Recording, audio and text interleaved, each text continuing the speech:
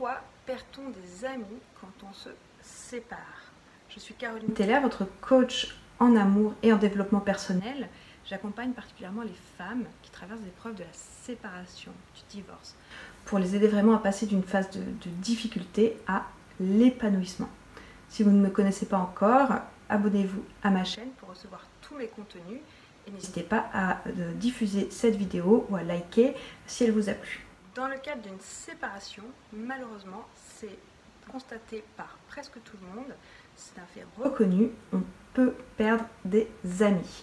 Donc c'est vraiment difficile parce que c'est une période douloureuse, où on se sent fragile, où on se sent seul parce qu'on n'a plus notre équilibre personnel, amoureux qu'on avait avant. Qu'on ait été quitté ou que ce soit nous qui soyons à l'origine de la séparation, on ne peut plus se reposer ou compter sur la personne qui était la plus proche de nous, donc on a tendance à vouloir se retourner vers ses amis. Donc ça fonctionne très bien pour la plupart des amis, mais force est de constater qu'on perd pas mal de monde également dans la bataille, entre guillemets. Alors pourquoi? Comment ça se fait? C'est quelque chose sur lequel j'avais envie de revenir aujourd'hui pour vous donner quelques pistes de réflexion et voir si vous partagez également cette sensation, si ça s'est passé pareil pour vous. Alors évidemment, il s'agit surtout des amis communs au couple, qu'on s'est fait ensemble ou qu'on a intégré à force de vivre l'un avec l'autre. Pour les amis vraiment d'enfance ou qui sont vraiment liés à un seul des deux partenaires, logiquement il reste fidèle et présent à vos côtés.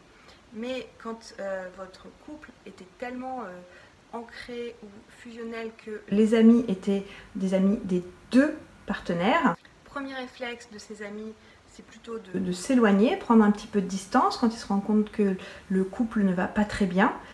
Ils ne veulent pas s'immiscer dans vos problématiques, ils se sentent peut-être maladroits ou pas à leur place pour le faire, et puis surtout ils n'ont pas envie de choisir. Donc ils vous laissent vous débrouiller un petit peu avec vos problématiques en espérant que vous arriviez à surmonter cette épreuve. Et à ce moment-là, c'est difficile de se tourner vers ces gens-là pour demander de l'aide parce qu'ils auront du mal à être neutres, forcément parce qu'ils tiennent aussi beaucoup également à votre conjoint. Deuxième explication qu'on peut trouver également, c'est un peu comme s'ils avaient l'impression que les crises de couple étaient contagieuses. Alors s'ils vous délaissent temporairement, c'est peut-être juste qu'ils ont peur d'être touchés également, d'être affectés par votre mal, et donc ils ne veulent pas s'approcher de vous, ils préfèrent garder leur distance, ils ne veulent pas non plus peut-être être touchés par du négatif, ils restent dans une forme de déni. Et parfois ça peut être blessant de se dire ben, je vais mal et une personne que je considérais comme une amie ou un ami ne s'en inquiète pas, voire me tourne le dos à ce moment-là. Ensuite, si vous prenez vraiment la décision de vous séparer, vous vous rendrez compte d'autre chose, c'est-à-dire qu'ils ne voulaient pas s'immiscer au début, mais à la longue, au fur et à mesure, ben, finalement ce qu'ils ne voulaient pas faire, ils ne voulaient pas prendre parti. Il y avait une espèce de conflit de loyauté pour ne trahir aucun des deux, et bien finalement c'est quelque chose qui va se produire, alors que peut-être que vous vous entendez encore assez bien avec votre ex pour continuer à garder des amis en commun, mais non, finalement ce sont vos amis qui vont prendre la décision pour vous en fait, c'est-à-dire qu'ils vont choisir finalement avec qui ils vont continuer à être en lien. Alors bien sûr, je ne veux pas faire de généralité, ça dépend vraiment des personnes, mais c'est vrai que c'est plus délicat, déstabilisant, difficile de garder les deux en lien. Et donc ils se sentent obligés de faire attention, est-ce qu'on invite un tel, et si on invite, est-ce qu'on peut inviter l'autre? Et au lieu de vous laisser finalement choisir, c'est-à-dire on vous invite tous les deux, si ça dérange quelqu'un, vous vous arrangez entre vous et il y en a un seul des deux qui vient, et bien en fait non, la plupart du temps ils vont décider, choisir avec leurs critères à eux, c'est-à-dire qu'ils sont peut-être plus proches de monsieur que de vous, ou inversement, et donc ils vont privilégier l'un des deux. Alors voilà, ça, les affinités, ça ne se discute pas, bien sûr, mais ça peut quand même être perçu comme une trahison d'apprendre que votre ex a été invité à la super fête des voisins alors que vous n'avez même pas entendu parler. Donc ça met un espèce de climat assez désagréable au milieu de tout le monde. Vous vous sentez vraiment évincé. Pour eux, c'est comme la vie continue sans vous en fait. Rien ne change à leur quotidien, c'est juste que vous n'êtes plus là, mais pour vous ça fait quand même une grosse différence et ça peut être vraiment blessant également de se rendre compte que des gens qu'on a côtoyés peut-être de très près pendant très longtemps sont capables de tirer un trait sur vous comme ça, du jour au lendemain, comme si ça ne leur faisait rien du tout. Il y a un autre cas de figure qui est très courant également, c'est-à-dire que eux, vos amis d'avant, ont continué sur leur même rythme de vie, rien n'a changé pour eux, ils ont toujours leur famille, leur boulot, leurs responsabilités, leurs contraintes, leurs loisirs, et ils ne se rendent pas compte que pour vous, tout a changé. Donc ils n'auront pas le réflexe de prendre de vos nouvelles, ils ne vont pas réaliser que une semaine sur deux, si vous êtes en garde alternée, vous êtes toute seule, que le week-end, vous n'avez pas vos enfants, votre emploi du temps surchargé que vous aviez avant. Donc ça dépend de votre caractère, bien sûr, vous allez peut-être en profiter pour faire plein d'autres choses pour vous, mais souvent après une séparation, on a un petit temps de recul, voire d'abattement, où on se retrouve avec toute cette nouveauté à gérer, tout ce temps libre d'un coup, et puis cette sensation de solitude et de vide dans la maison. Et là, les amis sont parfois plutôt absents, parce que pour eux, c'est pas concret du tout. Donc dans ce cas-là, je vous encourage bien sûr à leur dire, à leur parler, à leur expliquer que pour vous, là, c'est difficile, que vous vous sentez seul, que vous auriez besoin d'eux.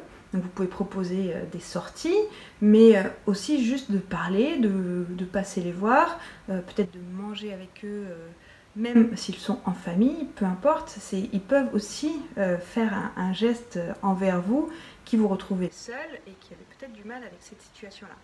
Mais ça, encore une fois, c'est pas inné, ils ne peuvent pas forcément le deviner tant qu'on n'est pas passé par là.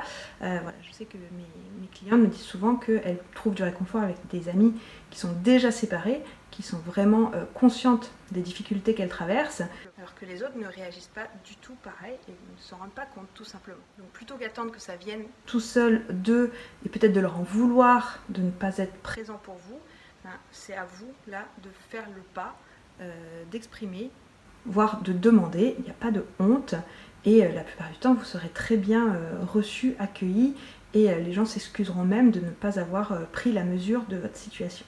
Ensuite, bien sûr, l'autre alternative, si votre vie sociale s'est vraiment réduite depuis votre séparation, eh bien c'est à vous également de faire l'effort de reconstruire un nouvel équilibre, un nouvel entourage, en changeant vos habitudes, en allant plus vers les autres, en essayant de nouveaux peut-être loisirs, de nouveaux sports, en n'ayant pas peur d'aborder les gens et d'aller au contact des personnes qui vous semblent intéressantes, agréables, parce que maintenant vous avez plus de temps, parce que maintenant vous allez peut-être plus pouvoir écouter ce que vous aimez et vous accorder des choses qui vous font plaisir. Il y a pas mal d'applis qui permettent des sorties aussi amicales. Donc dans votre ville, renseignez-vous, regardez un petit peu, des gens qui proposent des randos, des expos, de manger ensemble, des pique-niques, peu importe, ça dépend de la saison. Mais tout ça, ça existe, des gens qui sont seuls, qui ont du temps et qui ont envie de partager. Ça, c'est pas forcément par le biais du couple, ça peut se faire de manière amicale. Et même c'est très précieux de ne pas compter tout de suite sur une nouvelle rencontre amoureuse, mais au contraire de renforcer son réseau amical. Parce que ça, vous le garderez quand vous avez un coup dur, ou au contraire quand ça va très bien et que vous avez envie de faire la fête. Donc je récapitule. Si vos amis d'avant vous ont trahi ou déçu, que vous vous sentez vraiment mis de côté, vous n'avez pas beaucoup d'options, soit vous acceptez la situation et vous comprenez que oui, effectivement, c'est une époque qui est révolue et il va falloir changer de manière de fonctionner. Donc vous avez peut-être perdu des amis en route. S'ils se sont éloignés, ils ont leur raison.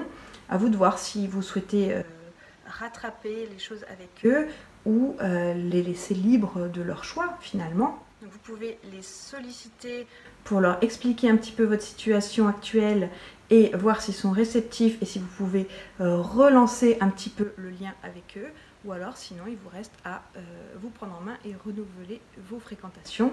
Vous verrez que ça fait aussi beaucoup de bien d'avoir d'autres horizons et de se créer peut-être un cercle de personnes séparées également comme vous, avec idéalement le même rythme de garde. Ça permet de retrouver un petit peu un élan de jeunesse avec des libertés nouvelles, passer le week-end ensemble quelque part, de manière voilà, très légère, ce qui vous permettra de beaucoup mieux vivre les temps sans vos enfants par exemple.